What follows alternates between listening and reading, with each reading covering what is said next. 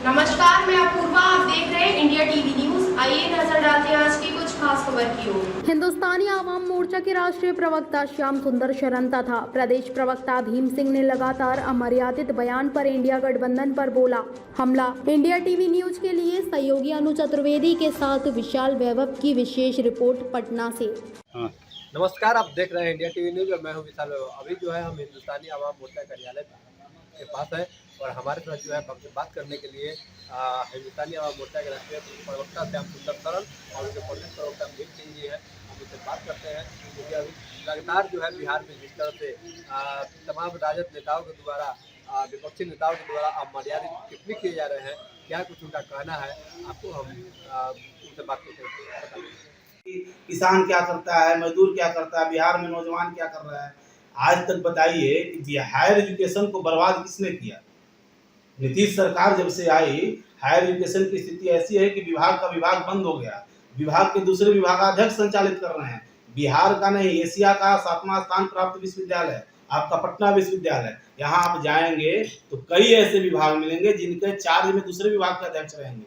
न उनके न कोई शिक्षक हैं, न वहाँ कोई गेस्ट टीचर हैं। और गेस्ट टीचर के बहाली के नाम पर भी तो ऐसा देखिए कि और अपने चहेता कुलपति जिससे इनको रकम की वसूली की जाती है। पटना विश्वविद्यालय के समारोह में मुख्यमंत्री ने राज्यपाल से गुहार लगाई कि भाई हमारे एक गिरीश बाबू को दोबारा बनाया जाए, क्योंकि गिरीश बाबू अच्छे तभी है ना कि जब सरकार को रकम पहुंचा रहे हैं। लेकिन व्यवस्था पर तो काम थोड़ी होता है, यहाँ पेपर पर काम होता है। आज गांधी जयंती और लाल बहादुर शास्त्री जी की जयंती, असर क्या कहेंगे? देखिए, गांधी जी देश के ऐसे महात्मा गांधी के रूप में जाने गए क्योंकि वो अहिंसा के पुजारी थे। अहिंसा के मानते हुए एक आंदोलन इतना बड़ा खड़ा किया कि जो ब्रिटिश सरकार जो थी वो भी उनके अहिंसा के आंदोलन से डर गई थी। और वो अब महात्मा गांधी जो बापू के नाम से जाने जाते हैं, तो वही हमारे जीतन मांझी जी भी अपने एक अंदर महात्मा गांधी के रूप में विचार रखते हैं, जो कि कई दिन पहले और आज भी उन्होंने दोहराया कि हम 75 वर्ष हो जाने के बाद चुनाव नहीं लड़ेंगे। तो अपने अंदर एक आदर्श स्थापित किया और लोगों को एक आदर ज्ञान देने का काम किया। ठीक उसी प्रकार महात्मा गांधी जी ने अपने ऊपर धोती और एक धोती फाड़ा और उसी में पहना। उन्होंने एक मैसेज दिया कि स्वयं पहले अपनाओ, उसके बाद दूसरों को ज्ञान दो। तो ठीक उसी प्रकार हम लोग उनके आदर्श को मानते हुए आज उनके 2 अक्टूबर को जयंती पर श्रद्धांजलि अर्पण करते हुए और उनकी विचारों को जन जन तक पहुंचाने का काम करने का संकल्प लिया है। सर, जीतन मांझी जी जो राजनीति से संन्यास की घोषणा कर चुके हैं और उनके संन्यास को लेकर विपक्षियों द्वारा कहा जा रहा है कि भारतीय जनता पार्टी के दबाव में आकर उन्होंने राजनीति से संन्यास ले लिया। देखिए, मांझी साहब जन नेता हैं, वो दल के और नेताओं के दबाव में आने वाले नहीं हैं। जनप्रिय नेता जो होते हैं वो जनता की बात को सुनते हैं। उन लोगों को डर इस बात की है ना कि जनता में अगर हम जाएंगे, मेरी एज अगर 75 वर्ष पूरा हो चुकी है, तो उनके एक परंपरा की शुरुआत मांझी साहब ने कर दिया। तो उनके अंदर ये डर बनी हुई है कि अब कहीं न कहीं जनता हमको नकारना तो शुरू न कर दे।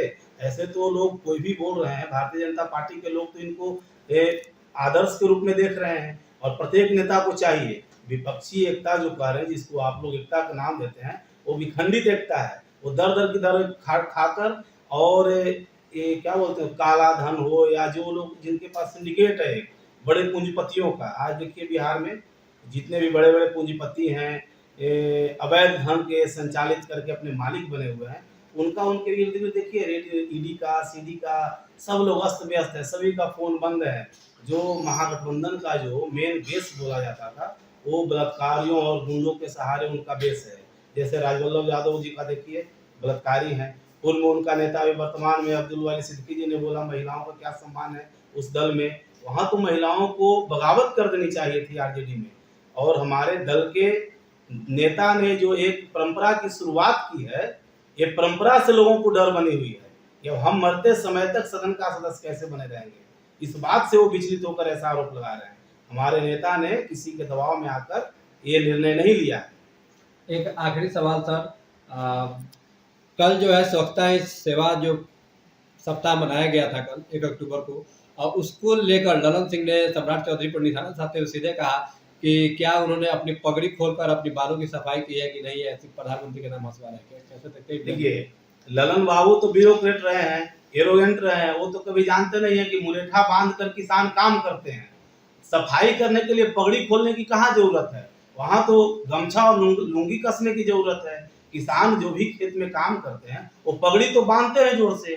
सफाई करेंगे बिहार में ऐसे अनैतिक कार्य करने वाले नेताओं को, उनके लिए वो पगड़ी बांधा है। और पगड़ी तभी खुलेगी जब ऐसे कुकर्मी नेताओं को उन्होंने बिहार से सफाया कर देगा। और सफाई करने के लिए ये लुंगी खोले कसने की जरूरत होता है, ना कि पगड़ी खोलने की। ललन बाबू क्या जानने गए कि किसान कौन होता है, मजदूर वर्ग की स्थिति क्या है? वो तो सिर्फ आए, चार्टर प्लेन से उतरते हैं और फिर अपना फॉर्च्यूनर में लैंड करते हैं।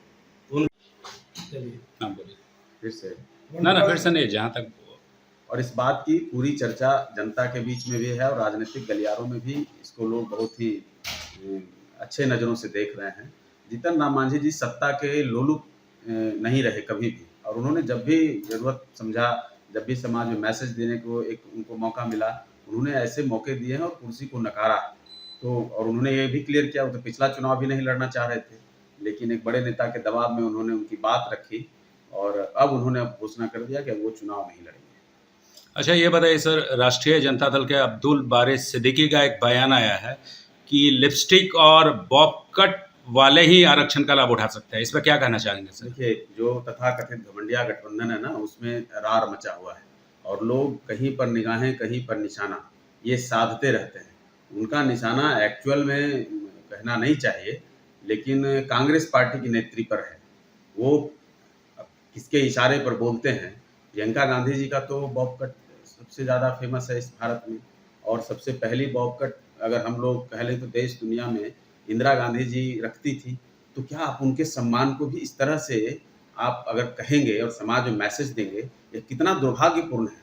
और सबसे बड़ी बात है कि लालू प्रसाद यादव जी उस पर एक बयान नहीं दिए हैं अभी तक, उनको डांटा भी नहीं, और वो लगातार अपने ऐसे नमूनों से इस तरह की बातें करते रहते हैं। महिलाओं के असम्मान में उन्होंने जो कहा है, उसके लिए तो लालू प्रसाद जी से हम गुजारिश करेंगे कि अगर आप में थोड़ी सी भी महिलाओं के प्रति सम्मान है तो उनको तत्काल प्रभाव से पार्टी से बाहर करें। और हम तमाम महिला जो हैं जिनके अपमान में उन्होंने बात कही, तमाम महिलाओं से भी गुजारिश करेंगे कि अब्दुल बारिश सिद्दीकी और उनके समर्थक जो उनकी पार्टी के नेता हैं, जहाँ जाएं उनका लिपस्टिक से जरा स्वागत करना चाहिए। ऐसे नेताओं को तभी जो है समझ पाएंगे। अच्छा ये जो ब्राह्मण वर्सेस राजपूत का जब विवाद चल रहा है, मनोज झा के बयान से जो कविता सुनाया था उस पर जो विवाद चल रहा है, बीजेपी के सारे लोग विरोध कर रहे हैं, और लेकिन जदयू के ललन सिंह मनोज झा का समर्थन कर रहे हैं, इस पर क्या कहना चाहिए? देखिए, ये सोची समझी साजिश है। हमारे नेता ने तो उस पर कहा भी है, मनोज झा जी ने जो बयान दिया था वो गलत नहीं था, उन्होंने किसी संदर्भ में बात कही, लेकिन उसके बाद जिस तरह से आरजेडी ने सोचा था कि मनोज झा बयान देंगे और देश में आग लग जाएगा, वो हुआ नहीं। तो उन्होंने अपने ही पार्टी के एक नेता से, जो कभी इधर कभी उधर उछलते रहते हैं, उनका एक ये इतिहास रहा है, तो अपनी ही पार्टी के नेता से वो बोलवाते हैं और समाज में विष घोलने का प्रयास। क्योंकि देखिए, एक सीरीज चल रहा है, वो कभी सनातन पर हमला करेंगे, कभी खास करके अगड़ी जाति पर तो बरसों से हमला करते रहे, उसके खिलाफ तो वो उन्होंने युद्ध भी छेड़ रखा है और उनका एजेंडा है, तो उनका एजेंडा खुलकर सामने आता रहता है। मनोज झा जी ने तो सदन में कहा, सदन के बाहर कभी घंटा बजाने पर, कभी टीका लगाने पर, कभी क्या, तो और मूल मुद्दों से ये डाइवर्ट करना चाहते हैं। जिस तरह से नरेंद्र मोदी जी के प्रति लोगों का एक उफान देश में फिर से पैदा हो रहा है, जो विश्वकर्मा योजना आया, जो G20 हुआ और भी कई तरह की जो महिला बिल उन्होंने लाया, तो इससे जो उफान था उसको थोड़ा सा डाइवर्ट वो करना चाहते थे और उसी पर उन्होंने ये बयान जानबूझकर दिलवाया और फिर देखिए धीरे धीरे मामला शांत हो जाएगा। सर, आनंद मोहन को लेकर राजद की एक बहुत बड़ी बयान आया है। राजद का कहना है कि यदि आनंद मोहन पार्टी में रहे या ना रहे, इससे राजद को कोई फर्क पड़ने वाला नहीं है। कैसे देखते हैं? भाई, उनको कहाँ फर्क पड़ता है? कोई पार्टी में रहे न रहे, जिस पार्टी में रघुवंश बाबू को एक लोटा पानी कह दिया तो वो पार्टी किसी का इज्जत करता है क्या?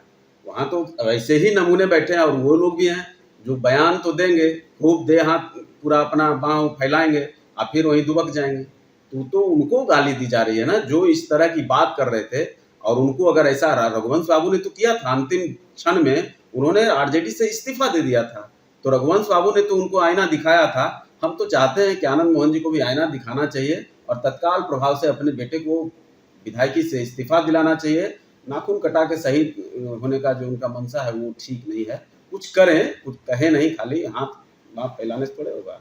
सर, अगर एनडीए में मुख्यमंत्री नीतीश कुमार को आने की बात कही जा रही है, बार बार ये कयास लगाया जा रहा है कि मुख्यमंत्री नीतीश कुमार एनडीए में आ सकते हैं, लेकिन पशुपति पर जहाँ बोलते हैं कि स्वागत करेंगे, तो वही भाजपा के तमाम बड़े नेता बोलते हैं कि हमने दरवाजा बंद कर दिया, चाबी फेंक दिया। कैसे देखते हैं? देखिए, सवाल वही है कि अगर चाची की मूछें आ जाएं तो आप क्या करेंगे।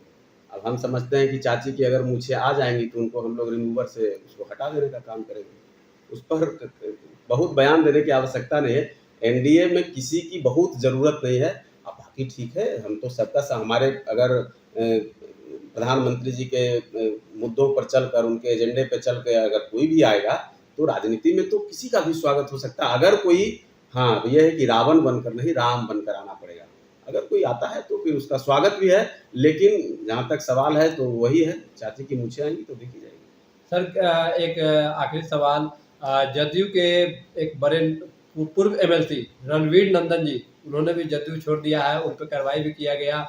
उनका सिर्फ यही कहना था कि मुख्यमंत्री और प्रधानमंत्री को लेकर कि दोनों ईमानदार छवि के हैं, और उन पर कार्रवाई की गई, जिसके कारण उन्हें पार्टी छोड़ना पड़ा और भारतीय जनता पार्टी ज्वाइन कर रहा है। देखिए, जनता दल बना ही है दूसरे दलों के नेताओं को तोड़कर, तो वहाँ तो लोग जाते हैं, कुछ दिन रहते हैं। आप देखिए, लाइन लगा हुआ है, कोई ऐसा नहीं है। नीतीश कुमार जी के पुराने समता पार्टी बनी थी उस जमाने के कोई हैं क्या उनके साथ? कोई नहीं, ऐसा कोई सगा नहीं जिसको नीतीश कुमार जी ने ठगा नहीं। तो जो लोग ठगा महसूस करता, जाता तो बड़ा उत्साह से लोग हैं, लेकिन वहाँ ले जाकर के वो संटिंग में डाल देते हैं। लाइन लगा हुआ है आरसीपी बाबू का, उपेंद्र कुशवाहा जी का, तो रणवीर नंदन, तो एक से एक अभी तो शुरुआत है। मुख्यमंत्री जो कुछ खिसियाए हुए हैं तो वो तो यही सब है ना, लाइन लगा हुआ। उनको भी मालूम है कि कब आधा इधर आधा उधर वाली उनकी स्थिति हो गई। शोले नींबू में सुने थे ना, तो आधा इधर जाएंगे, आधा उधर आएंगे और साहब बीच में खड़े रहेंगे। धन्यवाद सर। सर, जीतन मांझी राजनीतिक चुनाव से संन्यास लेने की घोषणा कर चुके हैं, इस पर क्या कहना चाहेंगे सर? देखिए, उन्होंने चुनावी राजनीति से अपने आप को अलग किया है, और उन्होंने तो बताया भी स्पष्ट रूप से कि एक उम्र के बाद राजनेताओं को ये आदर्श जरूर स्थापित करना चाहिए, और उस लिहाज से उन्होंने अपनी घोषणा की है। और हम निश्चित तौर पर मानते हैं कि हमारे नेता जीतन राम मांझी जी राजनीतिक उसूल और आदर्श को स्थापित करते रहे।